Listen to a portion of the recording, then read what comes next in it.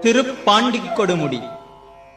அரவரசாம் ஆதிசேடனுக்கும் வாயுவுக்கும் நடந்த போட்டியில் மேருவின் சிகரங்களுள் ஒன்று 5 மணிகளாகச் சிதறின.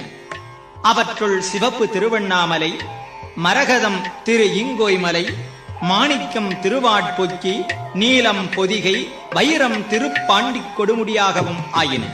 மேருமலையின் சிகரம் கொடுமுடியே சிவலிங்கத் திருமேனியாக உள்ள தலம். அகத்தியர் தழுவிய விரல் தழும்பு ஏற்ற விண்ணவர் அண்ணல். கண்மாடன் வயிற்றில் இருந்த கரை தவிர்த்து அருளியதால் கரையூர் ஆயிற்று. பாண்டிய மன்னனின் அங்கக்குறை தவிர்த்தலால் பாண்டியாயிற்று. மேரு மகுடமே கொடுமுடியாதலால் கொடுமுடியாயிற்று. கற்றவர் தொழுது ஏத்தும் சீர்க்கரையூரி பாண்டிக் கொடுமுடி என்பது திருமுறை தொடர். மூவர் தேவாரமும் பெற்ற திருத்தலம்.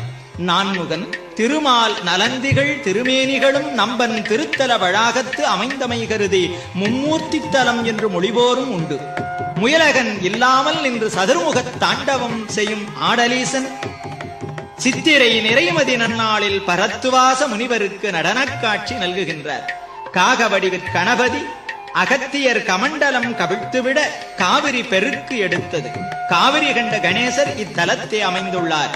காவிரி நடுவனதாக அகத்தியர் பாறை என்று இற்றை நாளிலும் உள்ளது.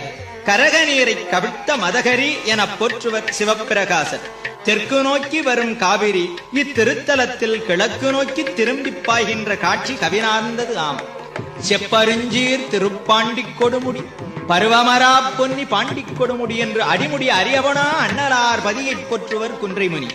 நருந்தேன் படுமுடியா பாய்நீர் பரந்தொழு பாண்டிக் கொடுமுடி என்பார் கபிலதேவர். கொடுமுடி குமரப் பெருமாளை குளிரு தமிழார் போற்றுகின்றார் அருணைமுனி. பாண்டிக் கொடுமுடியிற் பன்மயமே என்று அருளிச் செய்வார் அருட்பிரகாசர். இறைவர் மலைக்கொழுந்தீசர், கொடுமுடிநாதர், மகுடேஸ்வரர், இறைவி பன்மொழி நாயகி, வடிவுடைய நாயகி, திரிபுர சுந்தரி, மதுரபாஷணி, தீர்த்தம் காவிரி, தலமரம் வன்னி, சித்தரும் தேவரும் கூடி செழுமலர நல்லன கொண்டு பத்தர்கள்தாம் பணிந்து ஏத்தும் பாண்டிக் கொடுமுடியாரை திருஞான முண்ட செல்வர் பாடிய பதிகம்